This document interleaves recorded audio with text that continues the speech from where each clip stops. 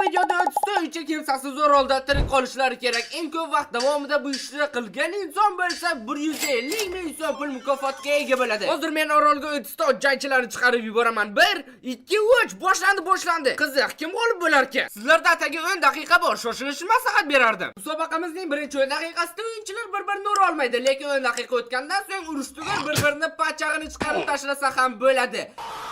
Aytib qo'yay, turishdan foyda yo'q, harakat qilishinglar kerak. Siz nega turibsiz masalan, a? Mana Defect X tanlig'i uchun to'sh aslahalar bor, bu yomon emas. Oldingizda temir ham bor ekan-ku. Temirni kovlang, siz yutasiz. Nima demoqchisiz? Yo'q, qo'lingizdagi nima qayerdan oldingiz? Bu qanday bo'lishi mumkin? Kimdir menga tushuntirib bersin yoki bu odam cheti. Bunday qimmatbaho narsalarni u qayerdan topishi mumkin edi axir? Ha, shunchaki nazarga borib 3-4 soatga olib kelgan shekilli. Orolda PP boshlanishga juda hammos vaqt qoldi. Sizlar esa tayyorlanmagansizlar. Mana nima deyapman? Bu odam endi daraxt cho'pyapti yoki umuman qotib qolganmi? Xo'sh, men PP yonishidan oldin taxmin qilmoqchiman kim yutishini. Masalan, mana bu inson bu axir super muxlis-ku, uning YouTube kanali bor. Bu yerda o'z vaqt berkinib tursa bo'ladi, lekin oxirgacha emas. Chunki o'z vaqtdan keyin orol kichrayishni boshlaydi. O'shanda bu yerda qolganlar o'lib ketadi. Shuning uchun iloji boricha markazga qarab qochishni maslahat berardim. Biz hozir turgan orol vaqt o'tgani sari kichrayib boradi. Shuning uchun o'yinchilar iloji boricha markazga yaqinroq bo'lishlari kerak. Xo'sh, menga umuman notanish bo'lgan random o'yinchilarni oldiga borib ozgina suhbatlashaychi. Ularni umuman tanimayman. Nima ishlar bo'lyapti? Gapiringlar. Ukalarim, emizoraman, asabga tegmalaring, qarochi. Bu yerda men chempion bo'lish uchun tug'ilganman, idashi chempion bo'laman. Lekin umuman notanish bo'lgan qo'rqinchli yuz sohibi, senda nima gaplar? Men qarochi zo'r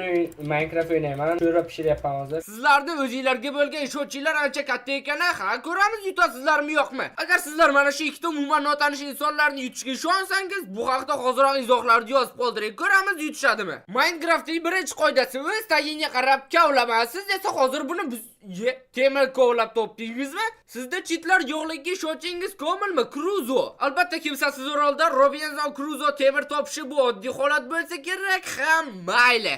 Jumaboy o'zi qayerda? Birinchi o'rin, ya'ni 150 ming so'm uchun kurash olib borayotgan o'yinchilardan biri Jahongir Umar. Ismingiz juda ham qofiyali ekan. Ismingizning o'zidan g'alabani hidi kelib turibdi. Hali qarab turaysiz, yutsangiz ham kerak. Agar g'alabangizga ishonsangiz, kallangizda lekelatib qo'ying.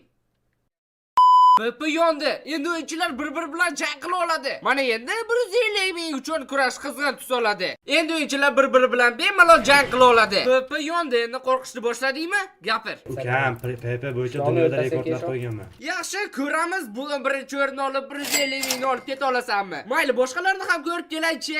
Mana bu yerda Minecraftda birinchi qoidasi buzilmayapti. Lekin iloji boricha sentrga borishni maslahat berardim, chunki yaqinda orol kichrayishni boshlaydi. Bu axir Minecraftdagi eng kuchli o'yinchilardan biri-ku. Balalar o'ldinglar. Sizdan qo'rqish uchun skindan boshqa narsangiz bormi? Yo'q, 48 ta temir. Bu aslahaga ham, boltaga ham qilishga ham yetadi. Sizdan qo'rqish kerak. Yo'q, gaplarimni qaytarib oldim. Mana bu yerda olmos aslahalisi yuribdi ekan-ku. Qandaysiga olmos aslaha yig'i oldi bu? Qanday 10 minutda olmos aslaha? Yo'q, men bugun ishona olmayman. Bu odamning aniq cheatlari bo'lishi kerak. Va o'yindan allaqachon ikkita o'yinchi chiqib ketibdi. Xo'sh, agar sizda hozir cheatlar bo'lsa, meni yo'q qilib tashlashingiz kerak. Negadir cheatlarning hidi kelmayapti. Lekin qanday olmos aslahalarni olish mumkin edi? Menimcha buni hammasini saniqdan topib olgan. O'ta omadli odam. Bu yerda kim bor? Hech narsasiz. Bu nima qiliq, bro? Chiqib jang qilsangiz bo'lmaydimi? Bu taktika unchalik ham yaxshi emas. Bo'ya aytganimdek, hali orol kichrayib hammani ezib tashlaydi. Sentrga borish kerak. Bu paytga kelib halok bo'lganlar soni 4 ta. Va bular orasida menga afsuski men yutadi deb o'ylagan odam ham bor edi. Qanday bu holatga tushib qoldingiz? Kelet, jigarimga tekkiz olmadi deyman. 5 daqiqa oldin mana bu odamda olmasa aslahalar yo'qmidi? Nima?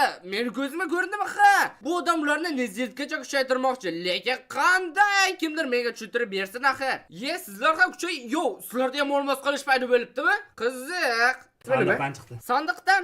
Mayli, ishondim. Yo'q, hozir ko'rdim. Olmos aslahalini qo'qorishdi. Boya 1 yillik omadini ishlatib bo'lganda shekilli edi. Va bu ishni mana bu odam qilibdi. Lekin qanday? Boyagi odamda cheat bo'lmagan bo'lsa, demak sizda aniq bo'lgan. Yo'qsa bu sirli orolda nimalar bo'lyapti o'zi? Cruzo, sizni ham cho'p ketishdimi? Orolda yashash qobiliyatlaringizni ishlatmaysizmi? Nima bo'lganda ham 150 ming uchun kurash yanada qizg'inlashyapti.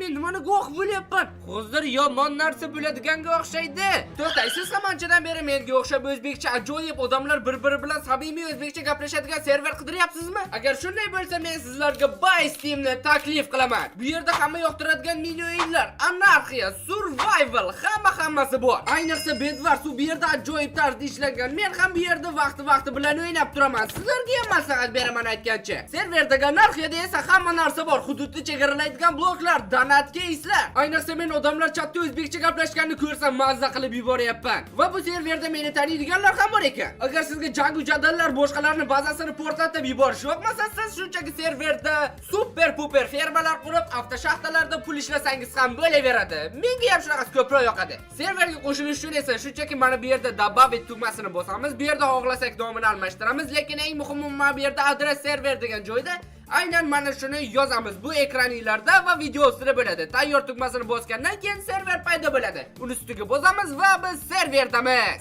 Va mana bu odam videoga tushdi. Aytgancha siz hozir ko'rib turgan videoni ham aynan shu serverda olyapmiz. Albatta kiring, balki Bedwarsda bitta komandaga ham tushib qolarmiz. Birinchi zarba berildi va javob qaytaradimi? Yo'q, qochyapti. Qochadi, ikki kishiga qarshi nima qilsin? Qizi qochib ketdi. Yo'q, yiqilib o'ldi. Qanday rasvolik bo'lmasa, ye. Bu nima qora tuylikmi? Menda vobshe qotib qoldi o'laman. Yo'q, notariy sen g'alaba qozon. Qotib qoldingmi? Yo, men chekishlikka qarab tushib ketdim. Husan, sen ham tuyoni shiqillat maslahat. Haqqoniy emas-ku, men tiqilib qoldim-ku. Qanday sizga turgan odam birdaniga pastga qarab kovlab ketishi mumkin. Albatta agar tagida olmos chiqmasa. To'g'rimi, cheatyap? Endi esa hech narsa topmasa qaytib chiqib ketyapti. Menimcha hozir qonli jang bo'ladi. Shu ikkita raqib bitta bular bir-birini ko'rmadimi? Sizlar yo ko'rsizlar yo temsizlar. Menimcha ikkinchisi. 150 ming uchun kurashda odamlar ayyorlikchilarga ham qo'l uryapti. Lekin shuni bilishinglar kerak. Agar oxirga bora olgan taqdiringlarda ham bir-biringlar bilan urushinglarga to'g'ri keladi. Chunki bizning qonli o'yinimizda g'olib bitdi. Bizda tagi 6 ta eng kuchlilar qoldi. Boshini o'tistaydi ular. Bu insonlar oxirgi jang uchun juda ham qattiq harakat qilishyapti.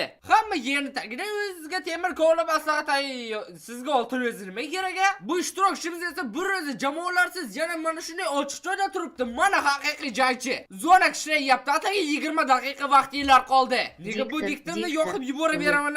Sizlarni ham biron bor shu diktor joninglarga tekkan bo'lsa like bosing. Bu bayt edi. Baliq. Aksalyotin.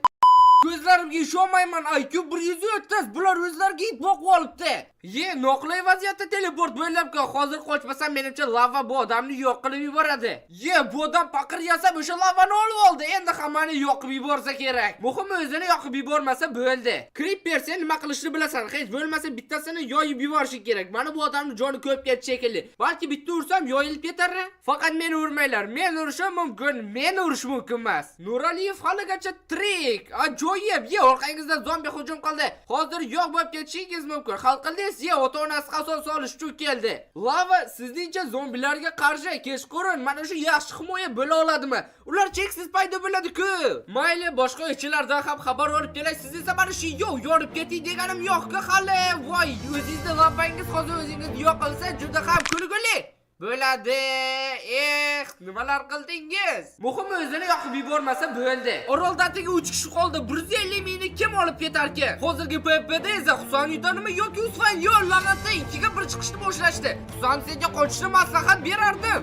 Xo'sh, qizg'in daqiqalarim, men buni qanday izohlashni ham bilmayman. Kim g'alaba qozonadi bu 3 kishidan? Oroldagi 2 ta tirgovchi qoldi. Bo'ya aytganimdek, bu oroldan faqat 1 kishi 150 mingni olib chiqib keta oladi.